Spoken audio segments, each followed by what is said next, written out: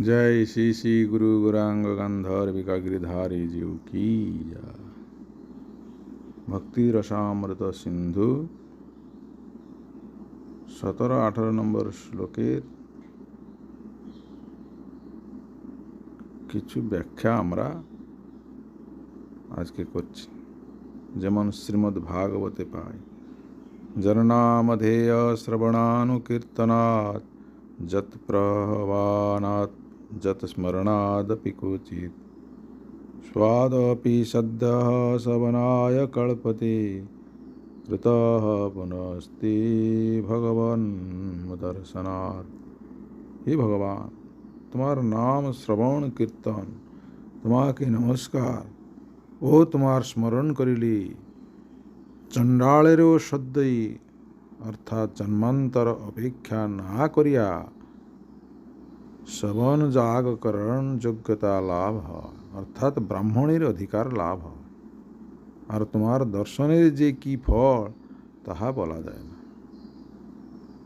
स्थले दुर्जाति तरूप प्रारब्ध पापनाश भक्तिर स्वभाव बलिया कथित हईल। पद्मपुराणे भक्तिर प्रारब्ध पापनाशकत्व उक्त হইয়াছে। अप्रारब्ध फलं पापं कुटं बीजं फलोन्मुखं क्रमेणैव प्रलीयते বিষ্ণুভক্তিরতাত্মনাম। যাহাদের বিষ্ণু ভক্তিতে একান্ত অনুরাগ আছে তাহাদের অপ্রারব্ধ পাপ কূট অর্থাৎ বীজত্ব লাভ, উন্মুখ অর্থাৎ যে সকল পাপ বাসনাময়ত্ব প্রাপ্ত হইয়াছে এবং বীজ অর্থাৎ বাসনাময় এবং ফলোন্মুখ পাপ অর্থাৎ প্রারব্ধ পাপ ক্রমশঃ নষ্ট প্রাপ্ত হয়, ভক্তি সর্বাবস্থাতেই নাশ করিয়া থাকে। ভক্তের পাপ নাশের জন্য কর্ম বা জ্ঞানময় প্রায়শ্চিতের প্রয়োজনীয়তা নাই। জীবের হৃদয়ে যে সকল পাপ বাসনা আছে সে সমস্ত ভক্তির দ্বারাই নষ্ট হয়। শ্রীমদ্ ভাগবতে আমরা দেখতে পাই, তস্তন্যধানি পুয়ন্তি তপোদান ব্রতাধিভিঃ ন ধর্মজম তদ্হৃদয়ম তদস্পি সাংঘ্রি সেবয়া। সামান্য কর্মমার্গে ব্রতচারণরূপ যে সকল প্রায়শ্চিতের ব্যবস্থা আছে, জ্ঞান মার্গে তপযোগাদি ব্রহ্মচিন্তার দ্বারা পাপনাশের যে সকল ব্যবস্থা আছে তাহাতে কেবল সেই পাপ নষ্ট হয়। কর্মমার্গে বা জ্ঞান মার্গে যে সমস্ত পাপনাশের ব্যবস্থা আছে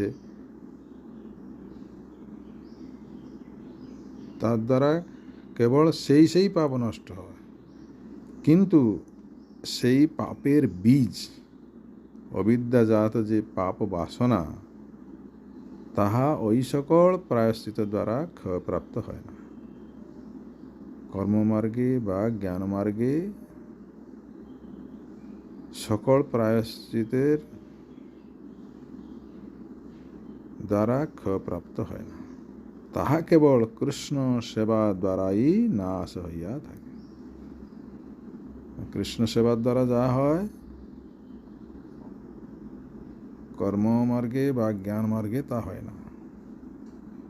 ভক্তি ব্যতীত আর কেহই হৃদয় হইতে পাপ বীজ বা পাপ বাসনা দূর করিতে সমর্থ হয় না। তাহলে পাপ হচ্ছে প্রারব্ধ, অপ্রারব্ধ আমরা দেখেছিলাম। আর এখানে কি বললেন? পাপ বীজ বা পাপ বাসনা। ভক্তিদেবী হৃদয়ে অধিকার করিলে পাপ বাসনা পুণ্য বাসনার সহিত সমূলে দূরীভূত হয়। জড় অভিমান বা অহংকারই হচ্ছে অবিদ্যা। তাহলে পাপ আমরা বুঝলাম কি, পাপ বীজ কি বুঝলাম, এইবার অবিদ্যা।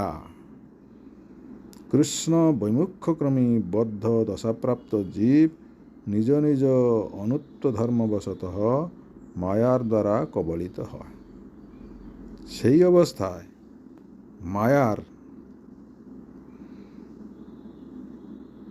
অবিদ্যা প্রভাব দ্বারা জীবের চিৎস্বরূপ আবৃত হয়, তখন জীব শুদ্ধ অহংকার বা নিত্যকৃষ্ণ দাস স্বরূপ বিস্মৃত হইয়া অবিদ্যা প্রভাব প্রসূত জড় অহংকার দ্বারা অভিভূত হয়।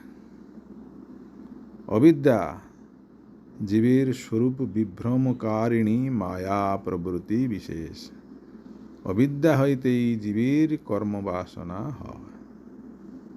অবিদ্যাই পাপ ও পাপ বীজের মূল কারণ। অবিদ্যাই জীবের সমস্ত ক্লেশের আকর। একমাত্র ভক্তি এই অবিদ্যা বা কৃষ্ণ বৈমুখ্য ধ্বংস করিতে পারে। তাই বলছেন, কৃতানুযাত্রা বিদ্যাভিহরিভক্তিরনুত্তমা অবিদ্যাম নির্দেহত্যাসু দাবজ্বালীবপর্ণকি।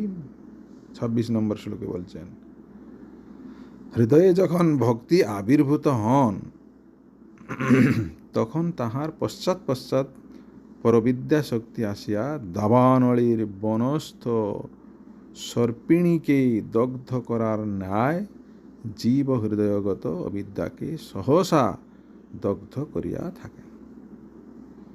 ভক্তি হলে আর অবিদ্যা থাকতে পারে না। সূর্য উদয় হলে যেরকম অন্ধকার থাকতে পারে না, তাই হৃদয়ে ভক্তি আবির্ভূত হলে আর অবিদ্যা থাকতে পারে না। নির্বিশেষমতি জ্ঞানীগণ ইন্দ্রিয় নিরোধ করিয়া জড় অহংকার বা অবিদ্যারূপ হৃদয় গ্রন্থিকে উন্মোচন করিতে চাইলেও তাহা সম্যক রূপে করিতে পারেন না। কিন্তু ভগবত ভক্তগণ শ্রীকৃষ্ণ পাদপদ্মে আশ্রয় করিয়া অবিদ্যা হইতে সম্পূর্ণ উন্মুক্ত হন। তাই জন্য জনরবিন্দাক্ষ বিমুক্ত বাণিন স্তয়স্ত ভাব বিশুদ্ধ বুদ্ধয় আরুহ কুচ্ছ্রেণ পরম পদ ততঃ পতন্তধু অনাদৃত যুষ্মদঘ্রয়ম। এর থেকে আমরা জানতে পারছি, যাহারা জ্ঞানমার্গে অতর্নিরসন করিয়া আপনাদিগকে মুক্ত অভিমান করেন, যারা জ্ঞানবাদী, তাহাদের ভক্তিহীন বুদ্ধি অবিবুদ্ধি। অতএব যদিও তাহারা অনেক ক্লেশ অবিদ্যা অতিক্রম করত ব্রহ্ম সাক্ষাৎকার লাভ করেন, তথাপি ভগবত পাদপদ্মে নিত্য আশ্রয় অভাবে পুনরায় অধপতিত হন। ভগবানকে আশ্রয় ব্যতীত এই জগতে যাকে আপনি আশ্রয় করুন না কেন, আপনাকে আবার ফিরে আসতে, অধপতিত হতে হবে। এই জন্য ভক্তির সর্ববিঘ্ন নাশকত্ব সম্বন্ধে ভাগবতে আমরা দেখতে পাই। কেচিৎ কেবলয়া ভগতা বাসুদেব পরায়ণাঃ হতম ধুন্নন্তি কাশ্যসেন নিহারমিব ভাস্কর। সূর্য যেরূপ নিহার রাশিকে সম্পূর্ণরূপে দূর করে, তদ্রূপ কোনো কোনো ঐকান্তিক ভক্ত কেবলা ভক্তি বলে পাপকে সমূলে উৎপাটিত করে। ভক্তির দ্বারা সব কিছু সম্ভব।